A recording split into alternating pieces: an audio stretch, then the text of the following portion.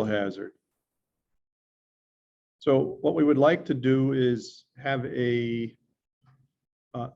brief but meaningful blitz with some related topics to the last part of our review. I started to fill in some blanks about acceptance and how it was the least preferred risk treatment when a risk is identified among all of the options. And then I went back through and I thought, all right, there's probably a few other concepts and that we need to call out about the remaining risk management stuff.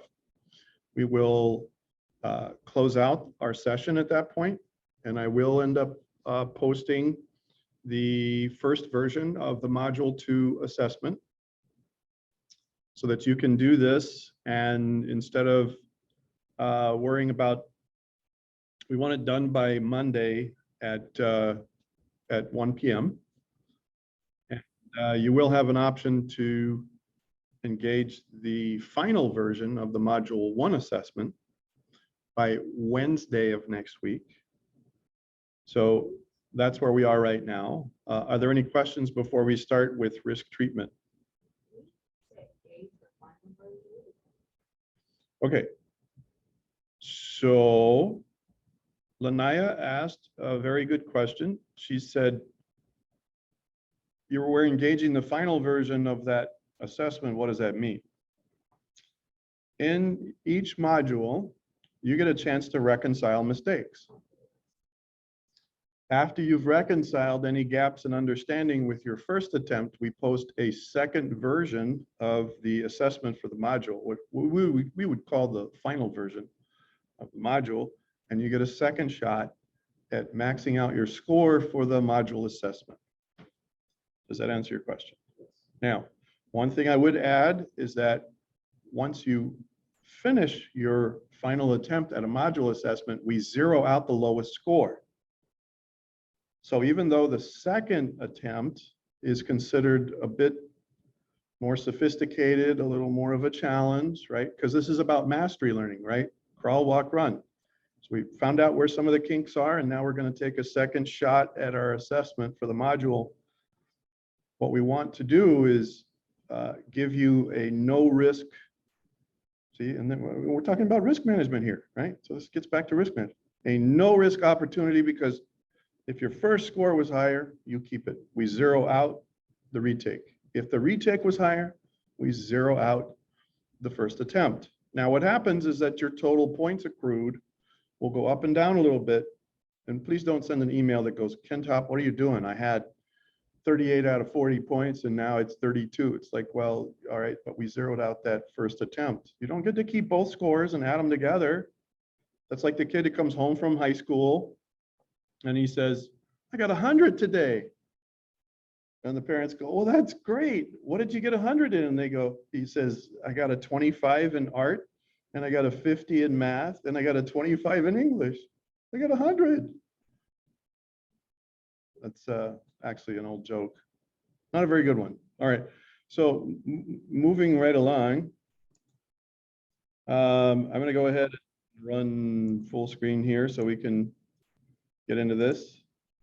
So we did say that mitigation, another word for is, I'm going to take some action to reduce the exposure. Mitigation means I'm taking action to reduce the exposure. Transference means I'm going to pass the buck.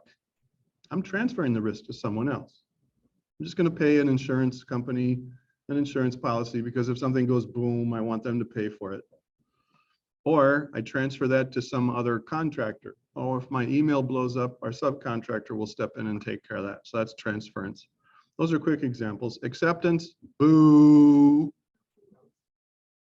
Although it is appropriate on occasion where people look at it and they go, yeah, I don't think there are any cost-effective measures and we can't afford to fire anybody for being a doofus. So we will accept a certain level of risk treatment.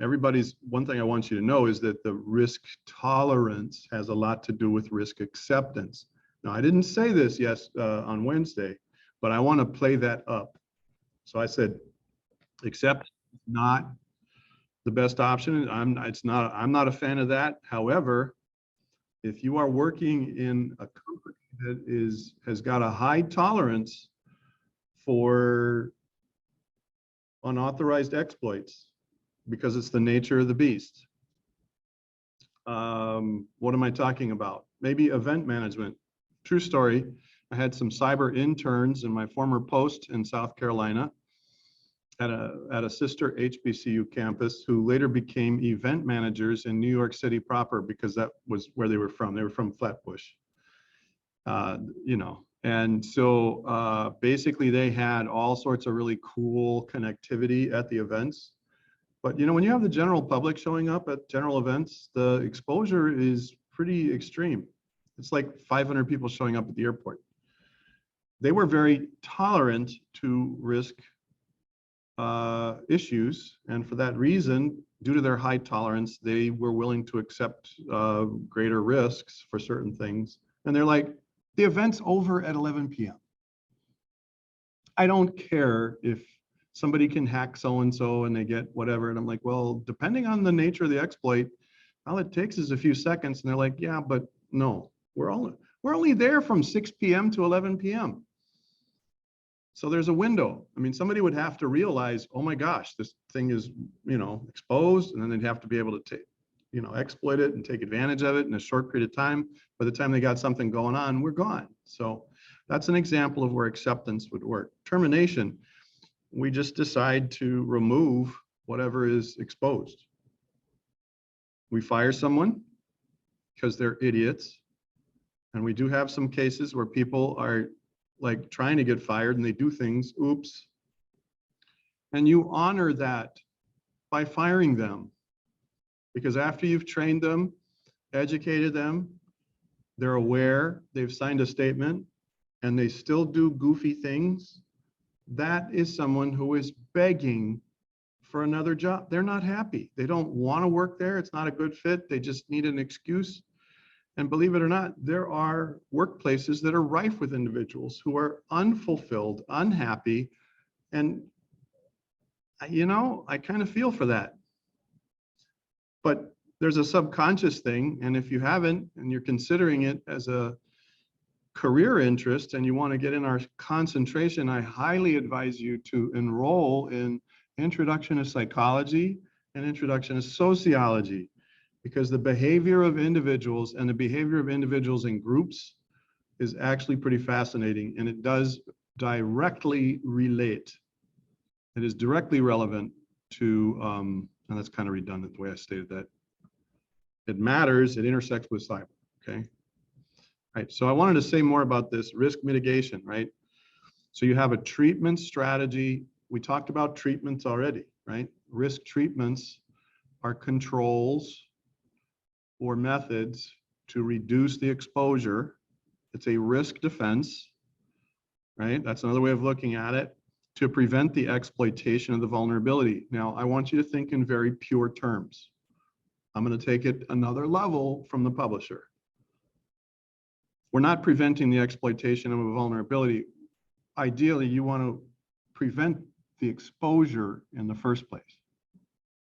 Because it doesn't matter if there's a threat that can take advantage of an exposure. If there's no exposure, they go home empty-handed, right? I don't want you to spend a lot of time and energy trying to take down gifted, malicious agents. Let me say that again. It is not cost effective. You know, oh, hey, we have somebody over here. Let's ring the dinner bell and contact their internet service provider that they're naughty people and they ought to cease and desist. You can backtrace a malicious actor to the point, and you're preventing the exploitation, right? So if you find somebody who's an uninvited guest, you can backtrace. And we did in class last spring, when somebody from Moscow, Russia tried to hack one of our student systems in class. We've talked about this before. Now, if I wanted to be silly, I would contact the internet service provider in Moscow, tattle on them, and what that would do is it would garner the undivided attention of the individual who thought, oh, hey, let's see what's in this barrel. I'm fishing in this barrel. What it confirms for the malicious actor is that you have a live one on the line. It's like picking up the phone for prank calls and talking to them, and then they know, oh, you answer calls. because a lot of times these are automatically dialed, these recordings, where it's press so-and-so. If you press so-and-so just to cuss somebody out, that's going to mean that you're going to get more of those calls, not less, right? So how do you extinguish a flame? Deny the oxygen. Some people are motivated because they can't get a date on Saturday night and they're just dying for more attention. And this is one dynamic of human behavior that's a factor in malicious actors. I just wanted to say a few more things about this. Okay. So when it comes to risk mitigation, focus on the exposure, less on the actor. Focus on the actor as a last resort. It's like kicking a hornet's nest, because that actor may have friends. And unless you have a lot more friends and bigger guns and lawyers, it gets messy. This is the preferred approach, and it is accomplished by means of countering threats. You see this. This is the preferred approach. Engagement of a risk. Don't turn a blind eye to most of your risks. Identify something you can do to lessen the risk. A lot of times there are no-cost issues. Even if it's, oh, we're going to have a class to raise awareness about this. Oh, we're going to have a drill. When the lightning strikes and it blows up the battery backup, what do we do to reboot the system, right? Sometimes you have systems you have to restart. In essence, the organization is attempting to improve the security of an information asset by reducing the likelihood or probability of a successful attack. Remember that this focuses on assets. So where do you want to take most of your time and energy? For the mitigation, for the defense? Your greatest assets. How do you get that? Oh, there's this table. It's called a what? We went over it last Wednesday and Monday. It's called what? Where the threat and the exposure and the asset are like on the same, they're on the same table. What do we call that? Yeah, there's red there. It's Matrix. Remember the Matrix? It's a movie too. You should be able to remember that, right? The movie. Okay. Thank you for your answer. All right. Risk transference, sometimes known as risk sharing or simply risk transfer. We call 911. What do we do in a case where this happens? We call 911. We're sharing the risk. Spreading the wealth. Not the best. This goal may be accomplished by rethinking how services are offered, revising deployment models, outsourcing to other organizations. Who are you going to call? Ghostbusters, right? So you can call in specialists and you decide, you know what, I'm not going to train my tech staff to do this. If I have this guy on tap 24/7, I'm going to pay him $100 a month retainer to be available. And he's only charging $50 an hour. And if we need him, we need him. But that's less expensive than trying to train 5 of my techs who have other things to worry about, right? So that's a great example of risk transference that is actually sensible. Insurance, I don't think it's a very good thing. Now, notice this thing, service level agreement. Now, I disagree wholeheartedly with the way service level agreements are handled. And some of you are saying, what is an SLA, a sleigh, right? It's not Santa's sleigh, not at all. Okay, we're not talking about the North Pole and the workshop with the elves and a sleigh that way. SLA, service level agreement. Everyone who gets service from the internet they have to sign something that says, hey, you agree to the following terms and conditions. That is a service level agreement.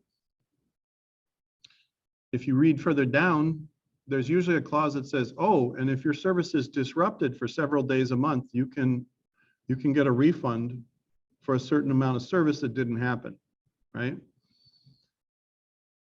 It says it's the key to effective transference of risk treatment strategy is implementation of an effective service level agreement. I categorically, I understand what the author's intent here is, because you can have a service level agreement with a provider who steps in when there's an exploit. The subject matter expert that's on call for $50 an hour, you pay them $100 a month to be available, and if they're on site, it's $50 an hour, and that's a cheap date. The service level agreement with that individual says you will show up within an hour. You will not leave until it's done. You will provide a report to our stakeholders that says, this is what happened, this is what I did to fix it, this is what you have to look forward to in the future if you don't do so-and-so. Those are criteria for a service level agreement. In that context, what the author intends is accurate. Put another way, if you outsource, you need a service level agreement. But here's where most people don't get the whole concept of service level agreement. All of you, every last one of you, enjoy a service level agreement that's in force right now by virtue of your cell phone service, by virtue of your internet service. If you have cell phone service, if you have internet service, you are already participating in a service level agreement. And the thing that I would share with you is that if you want better, more reliable service and you want less downtime, it's called denial of service. DOS is a legitimate cyber attack. Everybody understand what I'm talking about? I take down your system. Sucks to be you. You can't do anything tonight or tomorrow or over the weekend. Sucks to be you. People who want to hurt other people will deny the service. What you need to understand is that more people need to read the fine print of the service level agreement they already have. And if you want better, more reliable networks, it's real simple. You keep track of how long your service is down and how many times in a month, and then you send that documentation to your service provider and say, I want a partial credit on my bill. And if all of us did that, OMG, would internet service providers get serious about stupid stuff? Like, oh, I don't have a firewall on my network. Firewall? What firewall? I hook up my customers. And we have internet service providers, not just in the territory, but everywhere in the mainland that do that kind of stuff. They don't have security measures on the back end. So what causes those outages? Goofy stuff, people doing things on there, and the service level agreement is one way to keep people honest. So a service level agreement is good when it's enforced. That's the element that's missing on this screen about service level agreements. Do you see anything about enforcement of a service level agreement? Holding the service provider accountable when they don't do the thing they're supposed to do? See, that's the part of this. It's one thing to have a service level agreement. It's another thing altogether to say, yeah, no, I was out part of the weekend. It ruined my night. It was date night. I was supposed to watch a romantic comedy with my girlfriend and I couldn't, and you ruined my date. So I ain't paying you the full amount because I don't have another date with that girl. You know, she thinks I'm sorry because I'm not using Starlink instead of XYZ broadband provider, right? Risk acceptance. Okay, so we talked about this. We said if a risk tolerance level accompanies, okay, so my uncle had this great thing that he did. And oh,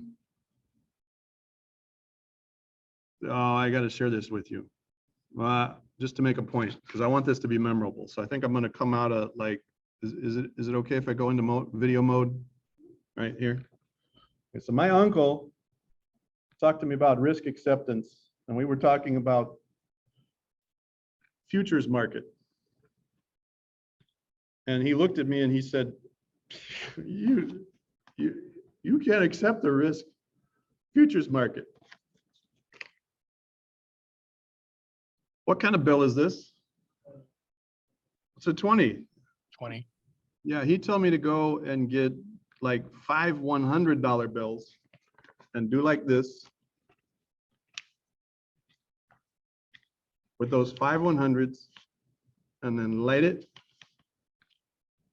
and hold it and watch $500 in cash burn all the way down. That's what he did. He said, you're risk tolerant? Really? Really? Let's test that. So what am I saying? Risk acceptance is okay only if you have an Uncle Joe who's a character who understands what futures market or other forms of risk is all about. And that's in honor of you, Uncle Joe. I know you're not doing well in your health lately, and we're all praying and rooting for you. So anyway, for what it's worth, That's Uncle Joe. Uncle Joe taught me you have to test. They can say they're risk tolerant, but when they lose business for 3 days and they want to fire you, that you can't go back and say, hey, you remember this conversation about risk tolerance? We said risk tolerance. I told you we wanted to test your risk and you wouldn't do it. Well, you signed something that you weren't going to do something foolhardy nonsense. If you're tolerant for risk, you can demonstrate that you're tolerant for risk right then and right there. And you should insist before you allow risk acceptance, you say, oh, so you're all big and bad, huh? You have a high tolerance level? You pair risk tolerance with risk acceptance. And that's not in your textbook. That is a special insight from somebody who's been in the trenches for 25 years. Tell them to get out the 5 $100 bills and burn it in front of you. And when they say, man, you crazy, you say, well, we're not doing risk acceptance then. And, okay, let's say you get somebody that does do it. You get them to sign something that says, yeah, and when everything else blows up, you're not coming after me to fire me. Because the other part of this risk acceptance is you on your own.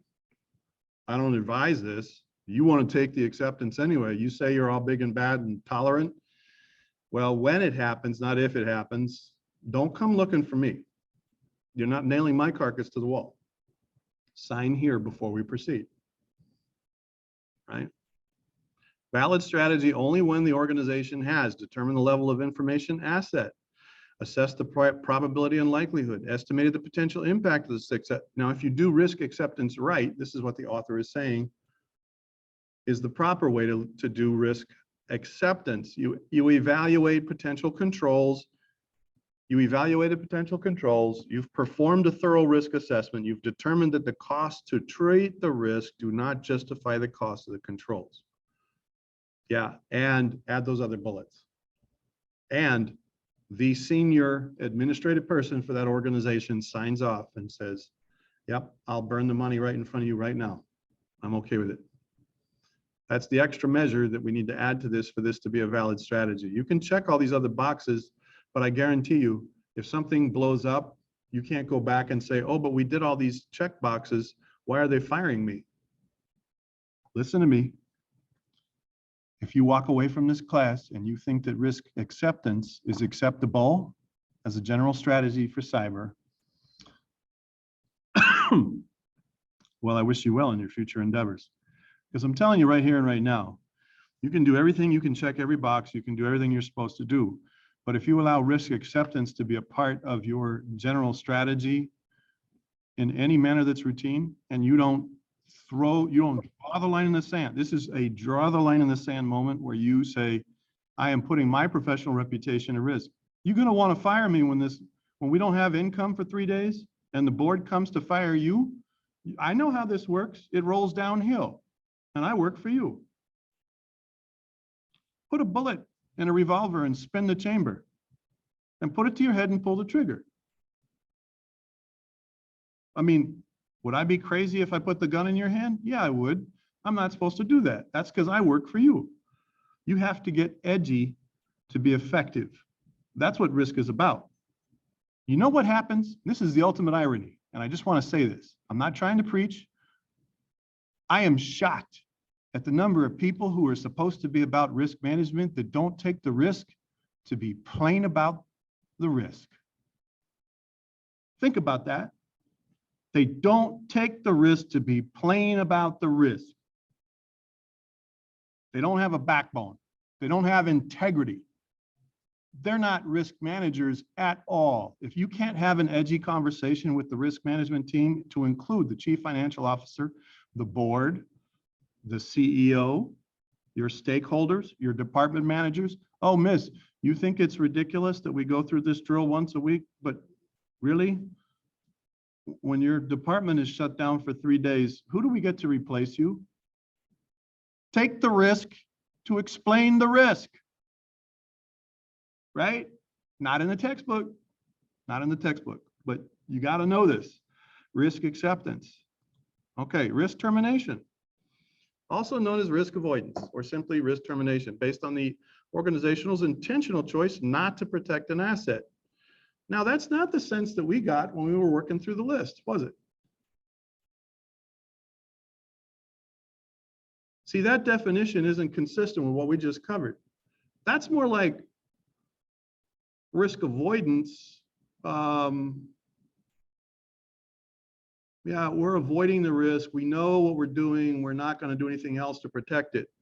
So we're not going to protect the asset. If you're not doing anything to protect an asset, that's more like risk avoidance.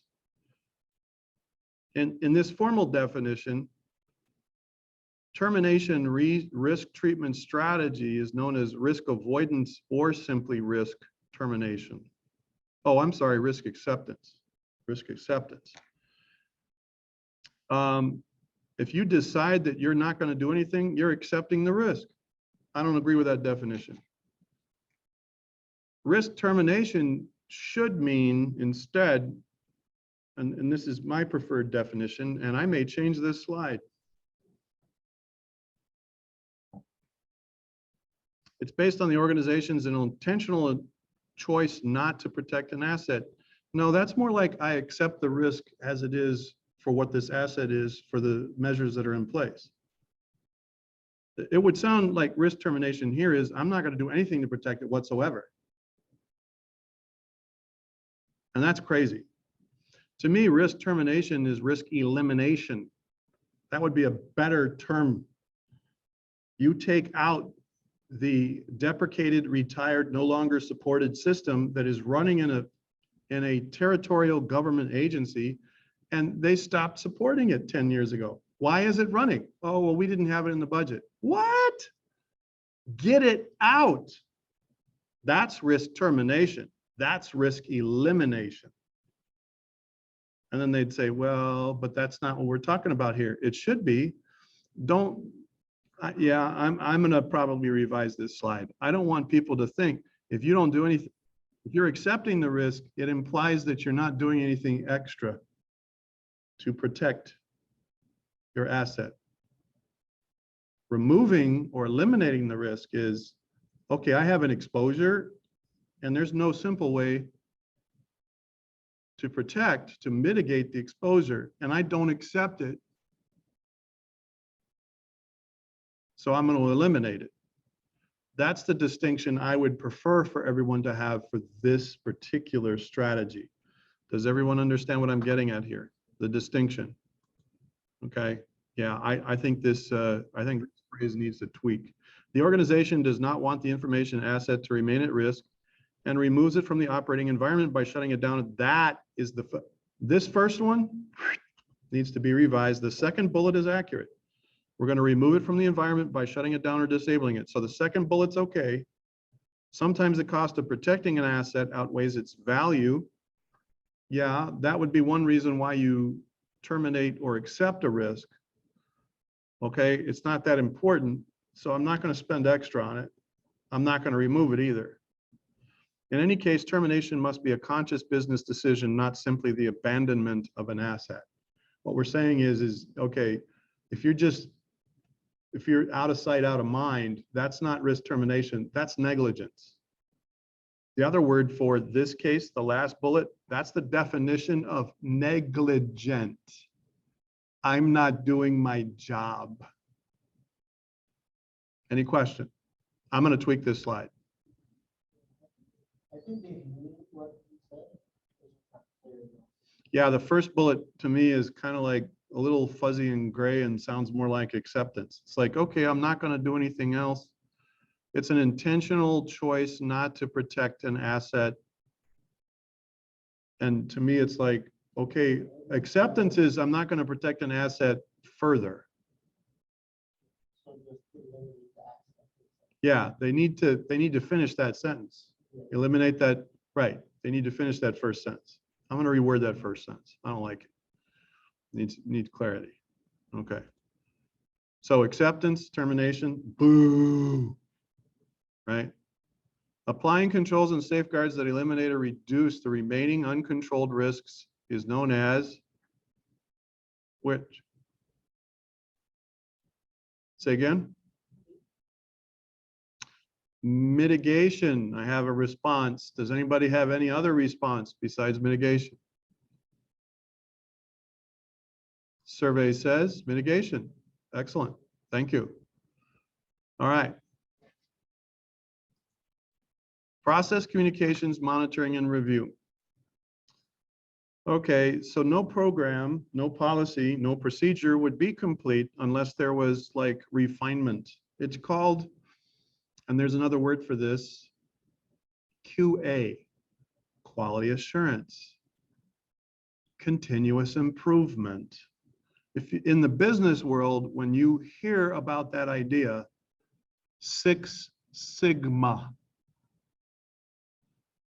PMP, project management professional, somebody who is qualified to to perform a project to standard or better, and they're always doing better. They're always refining, always enhancing, always improving, right?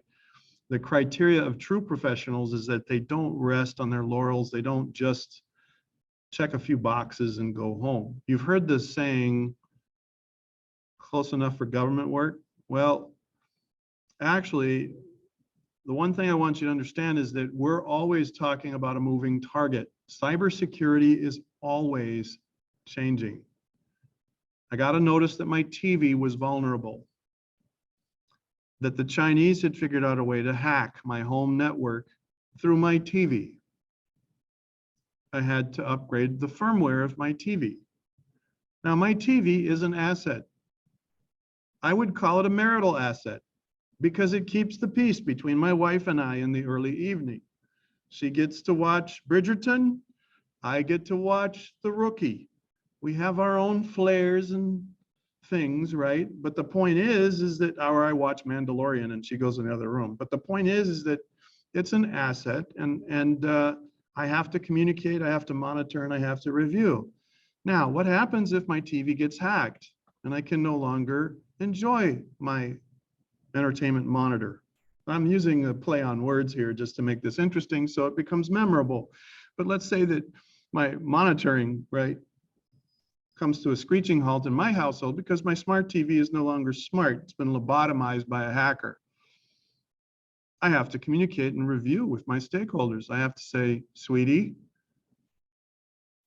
there's no more Bridgerton on Netflix.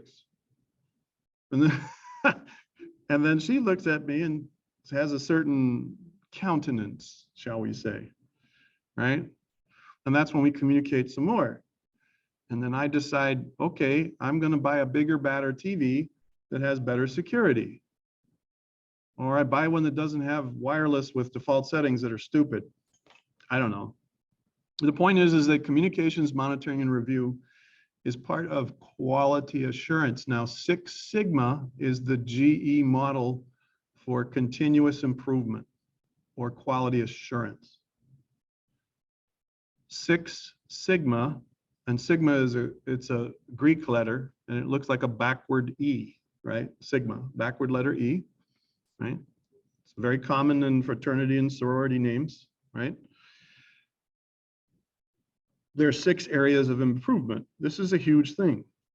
Constant processing and monitoring, if it's not an element or component of your risk management strategy or framework, you're not going to last. You're going to go through all this trouble. And then 2 years from now, when everything else has changed in the technology landscape, oh, everybody's using IPv6 now, version 6 of the IP protocol. Oh, but you're sitting there using the old IPv4, the version 4 of the networking protocol. Well, why do you care? Well, I don't know. Version 4 was never, I mean, it never included security protocols from the ground up originally. We lived in a different world then. It wasn't engineered from the start to be more secure. Version 6 is, in principle. Where am I getting at? Your internet service providers could decide, just like the 5G cellular crazy telecommunications providers in the US mainland. When 5G came out, it was all about who gets there first, who offers 5G to all your cellular customers. They had to go IPv6. They're all running on their data networks. When you have a data connection, a lot of those telecommunications providers are running IPv6 natively off of those cell phone devices on the back end, which makes for a really interesting network exploration when you're trying to figure out how to hack the network back end on your cell phone when you're using it as a hotspot. But that's another story for another day. Okay. Point is that stuff changes all the time. You have to monitor and review. Managing risk, right? So the goal of InfoSec cybersecurity is to bring residual risk. This idea of residual risk is, and this is where I was also smitten, and I thought, okay, I got to talk about this. Residual risk. If we've done what we were supposed to do to this point, we have identified our assets, we've identified the threats to our assets, and we've identified the exposures those assets inherently possess. That's what we've done. We've gone through all sorts of lengths and trouble to qualify and quantify every piece of this risk management process. But then there was this very famous Department of Defense secretary who was in the business for so long, he served for like 3 different presidents. And they weren't consecutive presidents either. He said, we have known risks, stuff we know about. And then there are certain risks we don't know about. Those are the known unknowns. Hey, hear me out now. Those are the known unknowns. Are you following me? The known unknowns. We know there's a question mark there. We just don't know how bad it is or how big it is, but we know something about it. That's the known unknown. And then this defense secretary became immortalized for all time when he said, but then there's the unknown unknowns. Whole different category of big bad wolf. See, there are things we know about and there's a question mark and it's like, okay, I'm not really sure if that's a thing or not. And those are the known unknowns. So we have known risks. That's the first category. Then we have known unknowns. And then we have the unknown unknowns. Okay. And I'm not going to spoil a surprise for you. You should go online and Google. You should find out who quoted that, because he's like legendary in all sorts of like information security circles, but for other reasons.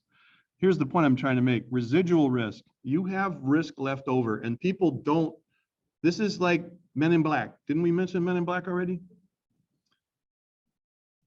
When in the first movie, they sit down with Will Smith and they ask him if he wants to join. And they're like, most people just don't want to know. They just want to get on with their lives. They don't want to know about all these aliens, right? They just don't want to know. Well, it is somebody's business to deal with the unknown unknown. Residual risk is the thing that you have to reckon with. There are some things that are out there that we haven't met or embraced or even understand. Things like solar flares. There was a single solar flare that hit in the late 70s. When it hit, it fried the power grid in upstate New York, which triggered a cascade failure down the power grid and took out New York City. 9 months later, there was a baby boom because the Big Apple was the pitch black apple for like a week. They could not fix, I mean, I'm not making this up. People in New York City all of a sudden needed candles because their batteries were already worn out. Their batteries were used up, right? They had flashlights back then when I was, you know, like really young and stupid, right? What they didn't have was, okay, what do we do once the kerosene lamps? No, that's not a good idea. The number of people we have in this smallest space with the kerosene lamps, that's a fire hazard. It was dark. It was romantic. And the only lights you had were some candle lights. And true story, I'm not making this up. There was a baby boom of epic proportions, mythical proportions, biblical purport, like 9 months after the Great Flood, 9 months after. I'm just saying It was amazing. They also had a case, you're going to love this one. Has anybody heard about New Zealand? I love New Zealand. You know, that's where they filmed the Lord of the Rings, the trilogy, right? The Hobbit, all that stuff. Yeah. Okay. Well, it's a gorgeous country. It's a beautiful country, and they don't like nukes. They ban any country from bringing anything nuclear into their territorial waters or on their soil. So Auckland, New Zealand, this is 8 years ago, they had some parts on the shelf that they were going to use if a major component of their power generator broke. And it was time to replace the part that they used, and they had a budget problem, and somebody said, yeah, no, we don't have money for that this year. And then the guy that raised the issue retired. So the next person in line was a new kid, didn't understand why that part was so important. The point is, it fell through the cracks. No one knew what was lurking. Their generator blew up. It needed the one part. It's custom built. They were back ordered. It took 6 weeks to get the replacement part. Auckland, New Zealand, in the heat of the summer, had no electricity for 6 weeks. And this is recent history, right? So what am I saying? Residual risk, right? What you want to do is think, if you can, about the broader picture. Residual risk is kind of like the unknown unknowns, right? Those are the threats that we don't know about, that we have no clue. Residual risk. So here we're talking about, okay, we have this extra risk that we don't know about. How do we manage that kind of thing? Has anyone ever heard of the term hot spares? Redundancy, resilience, all that kind of thing? Clustered servers? So let's say you have residual risk and it's an asset that's really important. Would it be a good idea to cluster those services, have 2 or 3 servers running them in different locations? So if one location dies, you're not, I mean, there are unknown unknowns. We don't know when the next tsunami is going to hit, but on average, 150 years, every 150 years, a tsunami hits the west end of St. Croix. Why am I telling you this? Everybody here had to have Science 100, didn't you? Science 100, yes, unless you're a transfer student and you haven't had Science 100. Guess when the last tsunami hit the west end of St. Croix? 160 years ago. We're overdue. Now it's a known unknown. On average, 150 years. In geological time, it could be 1,500 years before the next tsunami happens. We don't know. But how do you manage residual risk, the unknown unknowns? I want you to understand that this is even a thing. With risk management, it's a finer point, but it's a very important one. Is there something as an asset that is so important to you, you can't afford to lose it? That's where you get redundancy, resilience. You use clustered services. You put second and third servers that are mirror images that load the balance. They balance the load so you don't get overloaded. There's load balancing and resilience. And if one dies, you still have the other. And it's on St. Thomas. If St. Croix goes boom, we still have St. Thomas, or vice versa. That's really important. Risk handling action points. Oh, great flow charts. I'm going to leave that one to you. Here's the last point I'm going to make, and this is the most important thing. It all comes down full circle to cost benefit analysis. We were talking about the main thing is to keep the main thing the main thing. Risk management helps you to have conversations with the stakeholders, the administrative and the financial, and you ask them the plain questions. If you don't have this for 3 days, what happens? That's where cost benefit analysis is. Don't forget the CBA. They say, we don't have money for that right now. And I'm like, do you have money not to get income for 3 days? I bet you got money now, don't you? You can't be without 3 days of income at WAPA. That's $50,000 we're talking about. Do you have $1,500 to prevent a total outage for 3 days? That's a cost benefit analysis. If you prevent just one outage and you prevent one $50,000 loss, what is the benefit and the cost, and how does that crunch in the analysis? It's a no-brainer. It's like, okay, I spend $1,500, I prevent what is certain to be a $50,000 loss. That's the secret sauce to the plain conversation you have with risk management. At the end of the day, don't forget, cost benefit analysis is the way you make it real for that nickel nursing, penny pinching financial person. I got nothing but love for them. There's actually a formula for this. Hey, this is the fun part. They love formulas. You say, okay, annualized loss expectancy. What's the expectancy that we're going to lose this? What's the single loss expectancy? If I lose it just once, how many times is it going to occur in a year, right? Then you multiply some things, the value of the asset times the exposure factor, right?